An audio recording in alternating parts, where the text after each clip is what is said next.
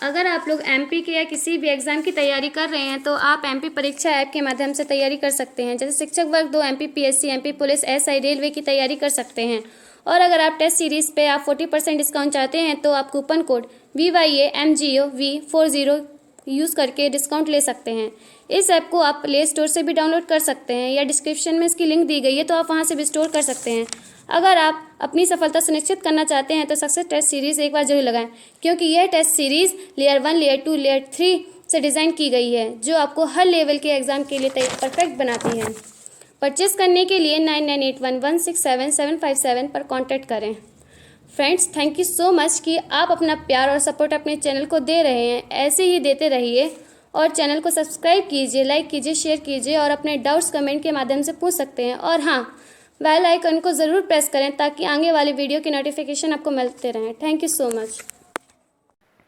चलिए फ्रेंड्स, फटाफट आपको बता देते हैं कि आपके लिए कौन सी खुशखबरी मैं लेकर आया हूँ इस वीडियो के माध्यम से। तो शुरू से लेकर आखिर तक आप इस वीडियो को देखें। और आप लोगों से मैं एक बार फिर से बता देना चाहता हूँ, हालांकि मैं हर वीडियो में आपको बताता हूँ, फिर से मैं कहता हूँ कि जिसने भी वर्ग 1 या 2 के एग्जाम दे दिए हैं, अच्छा स्कोर किया है तो रिजल्ट का वेट मत कीजिए। अगर बुरा स्कोर हुआ है, सेटिस्फाई नहीं है अपने स्कोर से, कट ऑफ के अंदर आप नहीं आ रहे हैं, आपको लगता है नहीं हो पाएगा, तो आप हताश, निराश या उदास बिल्कुल मत हों, क्योंकि इससे वक्त बर्बाद होगा।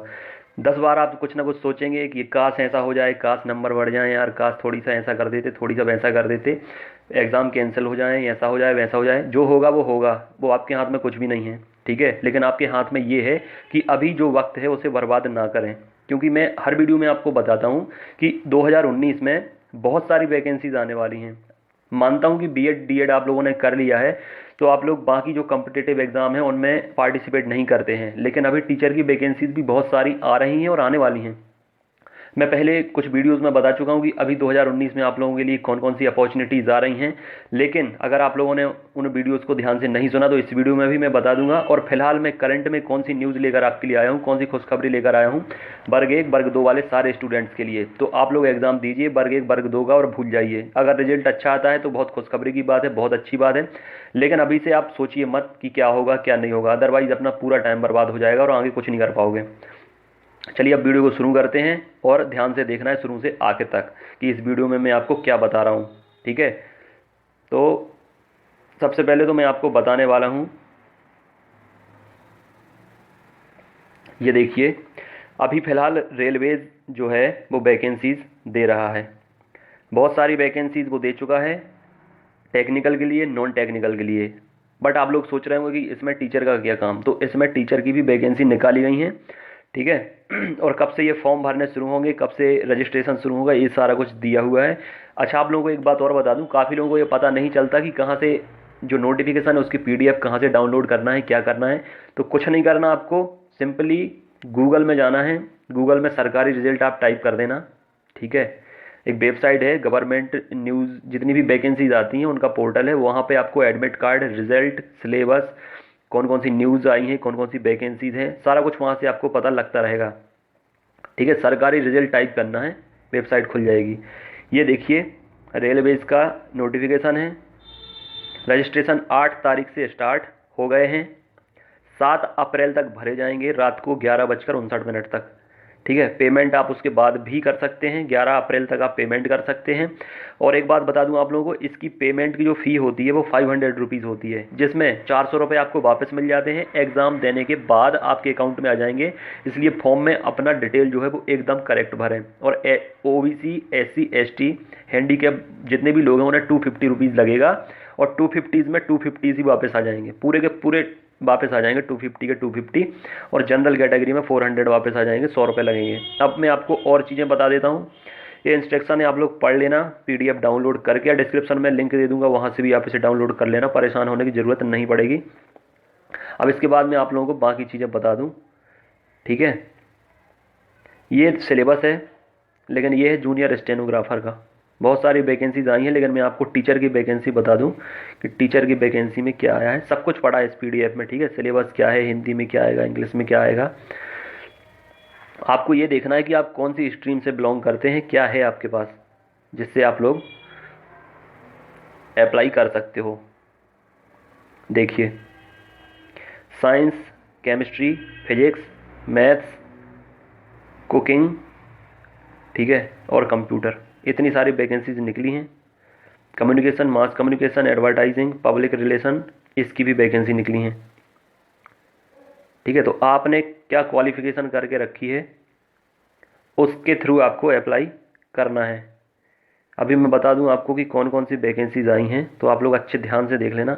ये आप लोग इनमें तो अप्लाई नहीं कर सकते, ठीक है, लेकिन आप टीचर की जो वैकेंसी है देखिए, पोस्ट ग्रेजुएट टीचर इंग्लिश के लिए फीमेल, यहाँ पर आपकी एलिजिबिलिटी लिखी है कि क्या क्या आपके पास होना चाहिए। ठीक है, master degree from a recognise university और कम से कम 50% मार्क्स आपके होने चाहिए। बीएड भी होना चाहिए या बीएड के इक्विवेलेंट जो डिग्री है वो होनी चाहिए। और अगर आपके पास कंप्यूटर नॉलेज है और अगर टीचिंग का एक्सपीरियंस है इंग्लिश मीडियम में, तो वो उसको प्रेफरेंस दिया जाएगा। पोस्ट ग्रेजुएट टीचर, ठीक है, मेल, ज्योग्राफी के लिए, इसके लिए क्वालिफिकेशन ये है, एलिजिबिलिटी ये है कि क्या क्या आपको चाहिए, आप लोग अच्छे आराम से देख लीजिए। फिर है पोस्ट ग्रेजुएट टीचर फिजिक्स के लिए मेल, और आप सैलरी देख लीजिए, 47,600 रुपये, 47,600 रुपये, 47,600 रुपये, अच्छी खासी सैलरी है इसके लिए। वैकेंसीज भी काफ़ी हैं, तो आप लोगों को ये डाल देना चाहिए अगर आप एलिजिबल हैं इसके लिए। ठीक है, पोस्ट ग्रेजुएट टीचर फिजिक्स के लिए फीमेल, एलिजिबिलिटी आप लोग देख लेना, मैं पीडीएफ की डिस्क्रिप्शन में लिंक दे दूंगा, तो डाउनलोड कर लेना वहाँ से। पॉलिटिकल साइंस के लिए female, post graduate computer science, ठीक है, trained graduate teacher computer science, trend अगर कहा जाए तो एक्सपीरियंस भी मांगेंगे इसके साथ साथ। ठीक है, और home science, trained graduate teacher home science, trained graduate teacher Hindi female, अगर आप अतिथि रहे हैं तो उसका एक्सपीरियंस 100% चलेगा, तो यहाँ पर आपको डबल फ़ायदा हो जाएगा। बीएड डीएड जो करके रखा है उसका आपको फ़ायदा मिल जाएगा, अगर आपने अतिथि में पढ़ा है तो उसका भी फ़ायदा मिल जाएगा, और इसके साथ साथ अगर आपने वर्ग 1 और वर्ग 2 के एग्ज़ाम दिए तो आपने पहले से पढ़ाई करके रखी, तो आपको बिल्कुल फ्लो में ही आपके एग्ज़ाम है ये, तो आपको ज़्यादा कुछ नहीं करना है, रिवीजन करना है आपके मेन सब्जेक्ट का। देखिए सोशल साइंस का भी है, इतने सारे लोगों ने वर्ग 2 के एग्ज़ाम दिए सोशल साइंस से, ये भी अप्लाई करना। देखो 44,900 इसकी सैलरी है, मतलब एमपी में जो सैलरी मिलेगी उससे कहीं ज़्यादा है। Trained graduate teacher social science के लिए फीमेल, ये है physical training instructor English medium male female, अलग अलग वैकेंसी दिखा रहे हैं। असिस्टेंट मिस्ट्रेस जूनियर स्कूल के लिए है, ये जो प्राइमरी होते हैं ना उसी टाइप से हैं। म्यूज़िक के लिए भी हैं, डांस के लिए भी हैं, लेबोरेटरीज असिस्टेंट भी हैं स्कूल के लिए, और सैलरी अच्छी खासी है। तो आपके पास जो भी स्ट्रीम हो उससे आप लोग अप्लाई कर दीजिए, इतनी सारी वैकेंसीज़ हैं अलग अलग सब्जेक्ट के लिए। ये एलिजिबिलिटी है आपकी, क्या क्या आपके पास होना चाहिए, पीडीएफ की लिंक दे दूंगा, तो वहाँ से आप डाउनलोड कर लेना, देख लेना, समझ लेना। और बहुत से ऑप्शन आपको दिए गए हैं, ये आप देख लीजिए, और बीच में लगा है। और का मतलब या आपके पास पहली होनी चाहिए या दूसरी होनी चाहिए या तीसरी होनी चाहिए, और अगर एंड लिखा है तो उसका मतलब है कि वो भी होनी चाहिए साथ में। ठीक है, और हो जाएगा उसमें, ठीक है, कि उसके साथ साथ उन्हें दूसरी चीज़ भी चाहिए, लेकिन 50% ज़्यादातर मैं मंगाया है कि 50% होनी चाहिए आपके पास परसेंटेज, तभी आप अप्लाई कर पाएंगे। और जितनी जल्दी से जल्दी कर देंगे उतना अच्छा है, क्योंकि बाद में सर्वर का इशू होने लगता है। जैसे CTET में आपने देखा होगा डेट बढ़ गई, तो वो भी फॉर्म भर देना आप लोग। वर्ग 3 भी आने वाली है, महिला सुपरवाइजर भी आने वाली है। तैयारी पे ध्यान लगाएंगे तो आपका बहुत ज़्यादा फ़ायदा होगा। अगर यहाँ वहाँ की चीज़ों में दिमाग लगाओगे, अगर पुरानी चीज़ों में ही पड़े रहोगे, अभी बहुत सारे विवाद हैं, बहुत सारी परेशानियां पैदा हो सकती हैं वर्ग 1 और वर्ग 2 के लिए, तो उनमें नहीं फंसना है आपको। अब जो होगा वो गवर्नमेंट का काम है या बाकी हम लोगों का काम है कि क्या चीज़ें करनी है, क्या नहीं करवानी है, और किन किन चीज़ों को अभी मुद्दा बनाना है, क्या क्या गड़बड़ियाँ हुई हैं, वो सारा हम लोग देखेंगे। आप लोगों को अपनी पढ़ाई पर ध्यान देना है, जो होगा अच्छा होगा, लेकिन उनमें अपना दिमाग लगाकर टाइम वेस्ट मत कीजिए आप लोग। ठीक है, ये मैं आपसे रिक्वेस्ट करता हूँ और आप लोगों को एक सलाह दे रहा हूँ, तो आप लोग इसको माने। बहुत सारे एग्जाम लाइन में लगे हैं, अगर इसी लेवल से तैयारी करते चले जाओगे तो लेवल बढ़ता जाएगा आपका, और मार्क्स में आपके इंक्रीमेंट होगा। जितने लोग भी तैयारी करना चाहते हैं ग्रुप के माध्यम से अगर जुड़कर तैयारी कर सकते हैं, टाइम टेबल फॉलो करना, सिलेबस फॉलो करना, टॉपिक जो बताऊँ उन्हें फॉलो करना, बहुत जल्दी अच्छे चांस बन जाएंगे। और जो कंपटीशन देते हैं टॉप क्लास के स्टूडेंट्स, उन्हीं की लाइन में आप जाकर खड़े हो जाओगे। तो आप लोगों को बिल्कुल भी टाइम वेस्ट नहीं करना है, एक एक पल बहुत कीमती है अभी आप लोगों के लिए। पढ़ा पढ़ाया है, रिवीजन करना है, कुछ भी नहीं करना है। और जो टॉपिक आपके वीक हैं, जिनमें कम स्कोर किया है, उन्हें भी अच्छे से पढ़ना है। और अभी ये मत सोचिए कि अभी पढ़ने से होता क्या है, क्योंकि एग्ज़ाम में तो वो कुछ आता नहीं है। ये व्यापम के एग्ज़ाम नहीं है, PEB के एग्ज़ाम नहीं है, ये रेलवे के एग्ज़ाम है। जिन बुक से आप पढ़ोगे, जो अच्छी बुक्स मार्केट में मिलती हैं, ठीक है, अरिहंत है, पुणेकर है, एनसीईआरटी है, जितनी भी बुक हैं उनसे आएगा एग्ज़ाम में, तो बिल्कुल परेशान होने की ज़रूरत नहीं है, घबराने की ज़रूरत नहीं है। पढ़ोगे तो इम्प्रूवमेंट होगा, आइडिया लगेगा, ऑप्शन से पता चलेगा आपको, लेकिन अगर नहीं पढ़ोगे तो कुछ भी पता चलने वाला नहीं है। अगर सरल पेपर आ जाएगा तो रोगे कि यार पढ़ लेते तो अच्छा रहता। हर बार कठिन पेपर को एक्सपेक्ट मत कीजिए आप, क्योंकि कभी कभी सरल आ जाने से लॉस हो जाता है। पटवारी के एग्जाम में हुआ था, कठिन पढ़ कर गए थे, सरल पेपर आ गया था, लॉस हो गया था। कम से कम जितना आप पढ़ सकते हैं उतना पढ़िए, बाकी बात की बात है कि पेपर कैसा आता है। अपना कर्तव्य पूरा कीजिए, दिमाग मत चलाइए यहाँ वहाँ उल्टा सीधा, ठीक है। जितना कह रहा हूँ उतना करेंगे तो फायदे में रहेंगे, और खुद का दिमाग चलाएंगे तो नुकसान हो जाएगा, क्योंकि मैं बहुत सारे एग्जाम्स का एनालिसिस कर चुका हूँ, करता रहता हूँ, आगे भी करता रहूँगा।